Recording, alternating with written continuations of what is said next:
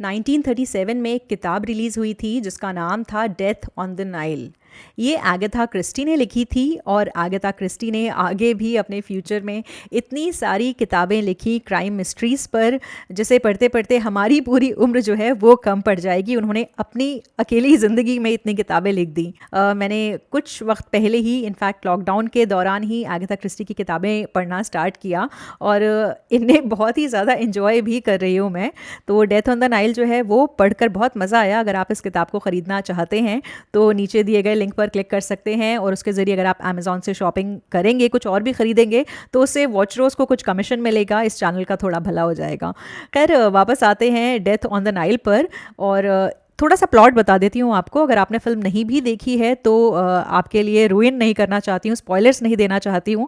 और किताब और फिल्म में जाहिर सी बात है कुछ डिफरेंसेस तो होते ही हैं। अगर आप कहेंगे तो उस पर भी मैं वीडियो ज़रूर बनाऊँगी कि वो दोनों डिफरेंसेस क्या हैं।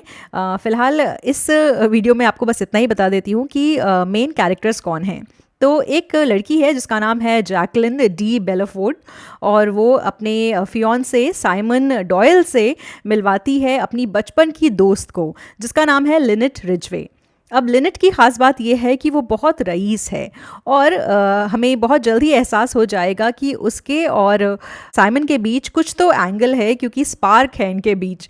तो अब क्या होगा इसकी वजह से जैकलिन के दिल का हाल, वो हमें इस फिल्म को देखकर समझ में आएगा। तो फिल्म को देखकर या किताब को पढ़कर आपको कुछ कुछ गहराइयाँ फिल्म की याद आ सकती है। अगर उससे जुड़ा भी वीडियो आप देखना चाहते हैं तो ऊपर लिंक पर क्लिक कर सकते हैं। बाकी इस फिल्म के बारे में इतना बता देती हूँ कि जो इतनी बेसिक कहानी तो है ही कि लव ट्रायंगल है। बाकी डेथ ऑन द नाइल नाम क्यों है? क्योंकि ये सारे कैरेक्टर्स एक क्रूज़ पर जाते हैं जहाँ और भी किरदार होते हैं, सपोर्टिंग कैरेक्टर्स हैं, जिनमें एक हैं अली फजल। जी हाँ, हमारे बॉलीवुड के एक्टर, और उन्हें मौका मिला हॉलीवुड की कुछ फिल्मों में काम करने का, तो उन्होंने भी हथिया लिया इस मौके को। उनके टैलेंट को तो अप्रिशिएट करने के लिए आप इस फिल्म को देख ही सकते हैं। बाकी ये भी जानने में अगर आपकी दिलचस्पी है कि इस लव ट्रायंगल का क्या बनता है और नाइल पर यानी नाइल नदी पर किसकी डेथ होती है, तो आप इस फिल्म को देख सकते हैं।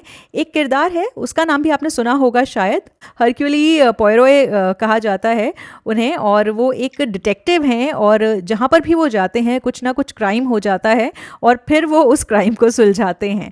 अभी किसी तरह का इत्तेफाक है या भाई उनकी ज़िंदगी ही ऐसी है कि डिटेक्टिव बनकर बस केसेस को सॉल्व करते रहें।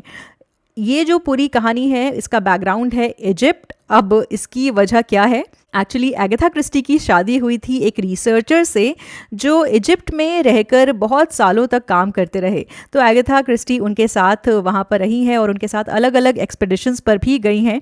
तो उनकी कहानियों का जो बैकग्राउंड है उसमें कई बार आपको इस तरह के देश मिलेंगे और उसका हिस्टोरिकल बैकग्राउंड मिलेगा, क्योंकि एगाथा अपने हस्बैंड के साथ रहते हुए कई सारी रिसर्चेस पर गई और उन्होंने बहुत करीब से देखा अलग अलग देशों की हिस्ट्री से जुड़ी रिसर्चेस को। तो ऑब्वियसली अब क्योंकि वो एक राइटर थी तो इसमें उसकी झलक तो मिलेगी ही मिलेगी। क्रिस्टी के हस्बैंड का नाम मैक्स मैलोवन था और वो कोई आम रिसर्चर नहीं थे, बल्कि एक काफ़ी नामी ब्रिटिश आर्कियोलॉजिस्ट थे।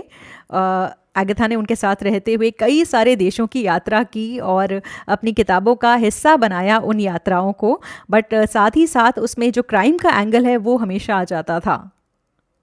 खैर, इस फिल्म और एगाथा क्रिस्टी की लिखी किताब में क्या डिफरेंसेस थे, अगर आप चाहें तो उस पर भी वीडियो बनाऊंगी। कमेंट्स के ज़रिए मुझे बता दीजिए। एक मिनट, अभी कहाँ जा रहे हैं? अभी तो इस वीडियो को लाइक करना है, अपने दोस्तों के साथ शेयर करना है, और अगर इस चैनल को अभी तक आपने सब्सक्राइब नहीं किया है तो बहुत गलत बात है, अब तो सब्सक्राइब कर लीजिए।